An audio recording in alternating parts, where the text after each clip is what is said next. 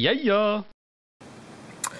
Hello YouTube, you are with Gusto. Today I'm going to be going through a review of the Radius X case by Mod3 for the iPhone 5. The iPhone 5S was just released today in Australia, so some of you might be considering getting this case for your funky new phone, but you should proceed with caution. Here's the thing.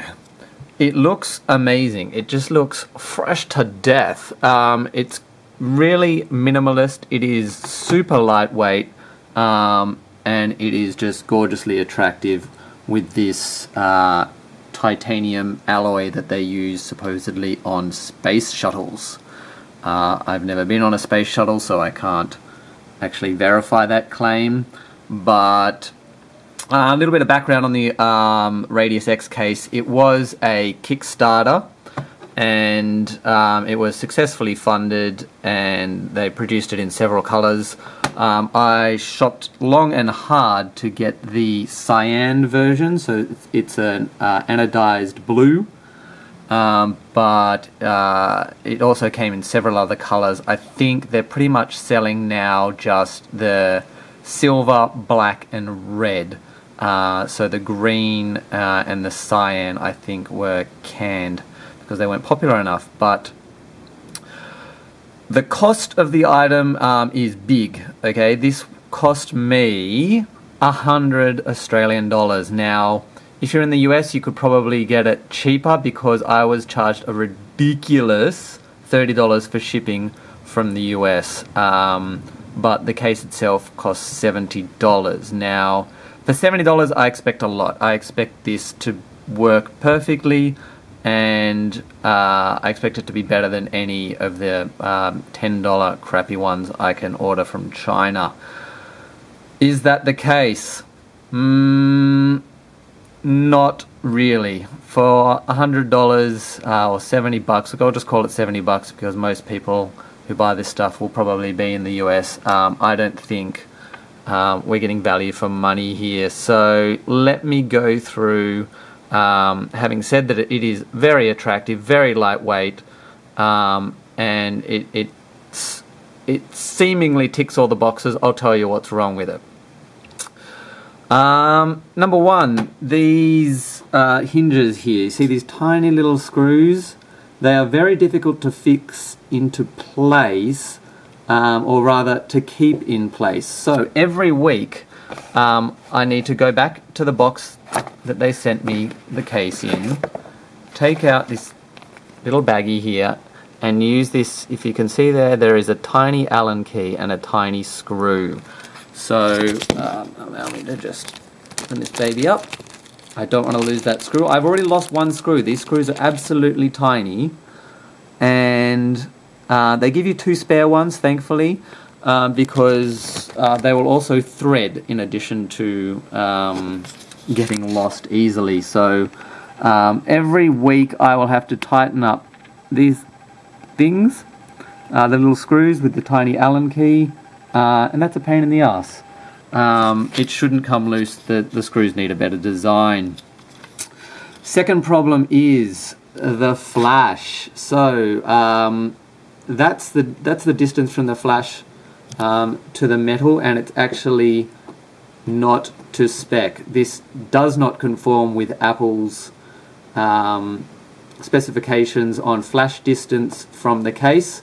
So there's a nasty result of this that I'll show you in a second, but actually, since I'm just at this angle, you can also see the case scratches the iPhone.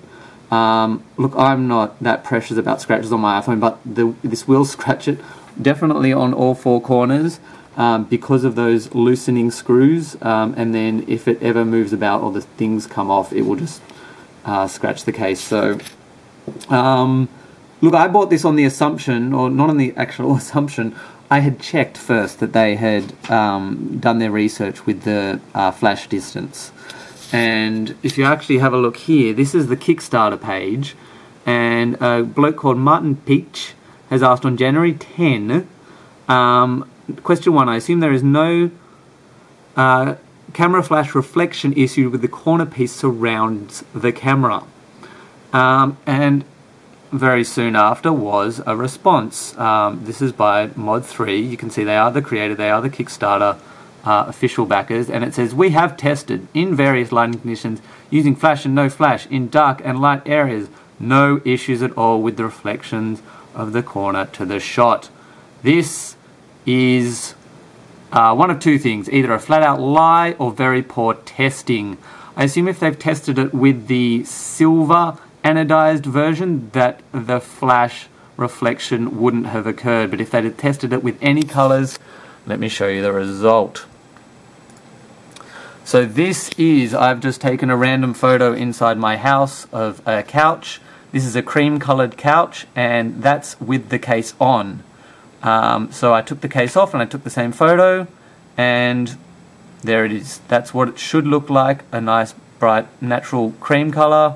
You can also see there's like a white box in the corner, and I'll go back. This is a third photo. I put the case back on, took the photo again, and again everything turns blue. So it's like having a blue flash gel permanently attached to your iPhone. Flash gels, they're a fun thing to have every now and then. You can add them manually with the new or any app will basically add it. I mean, I use Hipstermatic that has flash gels. You can add red, yellow, blue, but it's not something you want permanently attached. I want my photos to look natural. I don't want them to look like this. So that is a major concern for me, and it was a bit of a deal breaker if they hadn't indicated that it was working, or that there were reflections. I wouldn't have bought this case.